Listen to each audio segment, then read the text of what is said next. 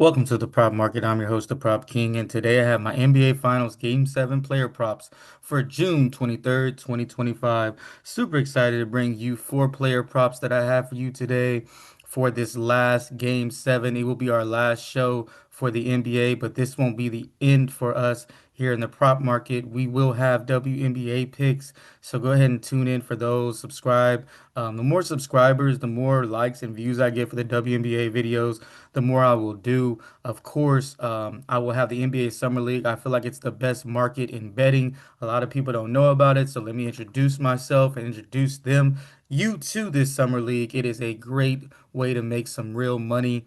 They pay the same as they do in the playoffs at the NBA. So NBA Summer League, if you bet $10, NBA playoffs, you bet $10, you're gonna get the same payout. So it's a great market to get a part of. And then of course college football, NFL football. I'll be having videos coming up for you real soon. We have done great here in the prop market during the NBA playoffs. We have been profitable. So if you've been following along, go ahead and hit that subscribe button. No reason not to. It's free. And also hit the like and comment button. Now, I don't have a best bet for you here today, so I want you to leave your best bets in the comment section. Who do you think wins this game? If I had to say who's going to win, I would say the Thunder.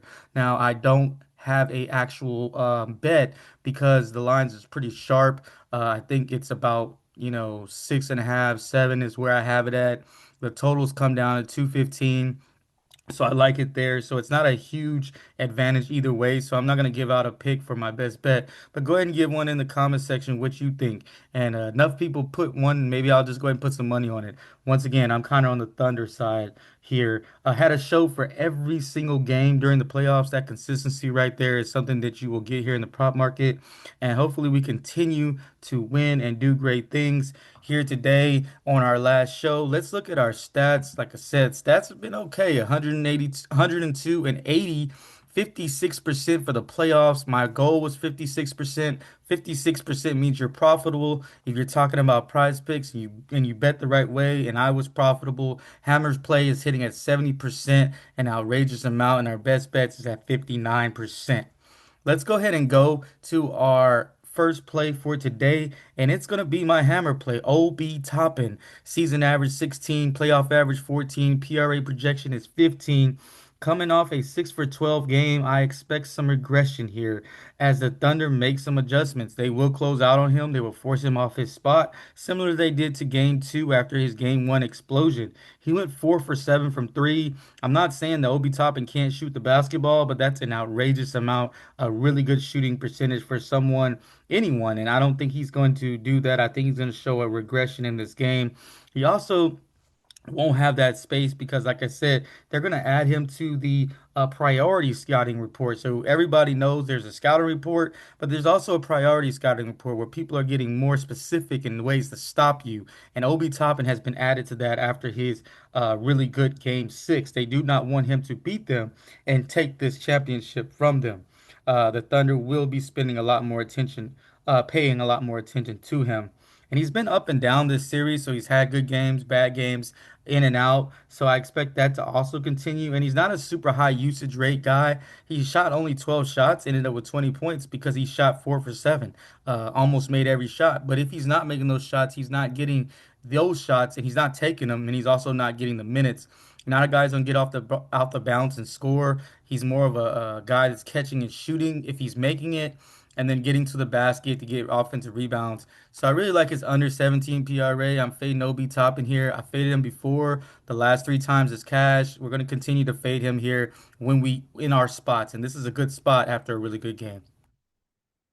Next guy we're fading is Chet Holmgren. Chet Holmgren's averaged less than one assist in the series. For whatever reason, his number has went up.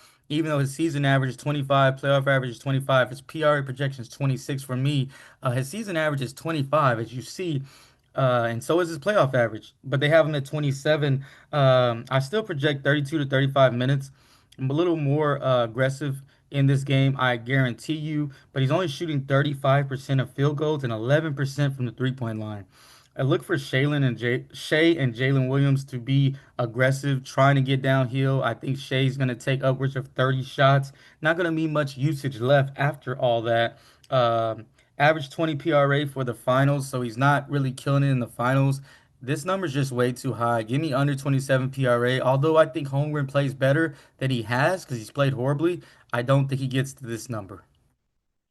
Next guy is TJ McConnell of the Pacers. Season average is 14, playoff average is 16, PRA projection is at 16. TJ McConnell, I'm fading him off two really good games.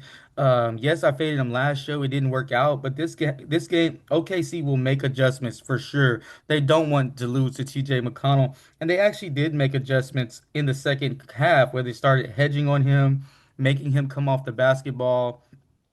6 for 12 is good shooting once again, but I do expect a small regression in his shooting percentage.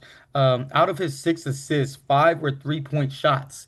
So think about that. He got 6 assists, but five of them were three pointers. He's relying a lot on guys making shots, and I'm not sure if that's going to happen here in game seven. And three were by Obi Toppin, and we already talked about we're fading him. The 9 rebounds, that was just a fluke for me. He's averaging two for the playoffs. So, yes, he's getting more run. Yes, he's getting more minutes, but I think this number is too high for him to do it back to back. Give me his under 17.5 PRA for TJ McConnell. Now for our last play for today, I'm gonna go ahead and fade Cason Wallace. Cason Wallace is a guy that started early in the series, but he's fall out of favor with Mark Dayball as he hasn't been playing. He hasn't been producing well, shooting horrible from the three-point line, shooting horrible in general. Minutes have also, has started to reduce. I see them playing more Joe, Wiggins, and Caruso off the bench, a mixture of Hardenstein as well. I don't think there's going to be a 10-man rotation here. I see the only guys, maybe eight or nine. That's about it. So I don't see a huge rotation. He may get, under his 14 minutes that he got last game. I think it's going to be around 10, unless he comes out and makes every shot, which, I don't think he will. Uh, I think Caruso will get the majority of the bench minutes.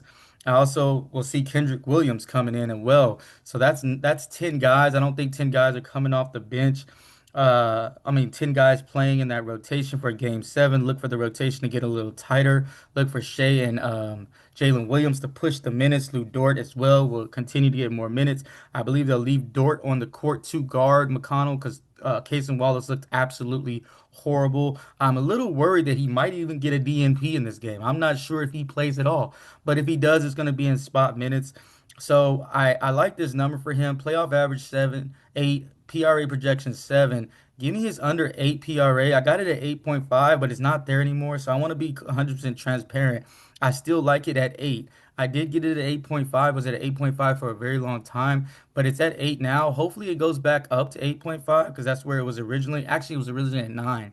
So, if you're getting it at 8, that's okay. But anything lower than 8, I'm not messing with it, okay? With that being said, let's go ahead and go to our recap. As we said, don't have a best bet for today. Toppin under 17 PRA. Holmgren under 27 PRA. McConnell under 17.5 PRA. And then Case and Wallace under 8 PRA. Once again, thank you guys for letting me be your tour guide throughout this NBA playoffs.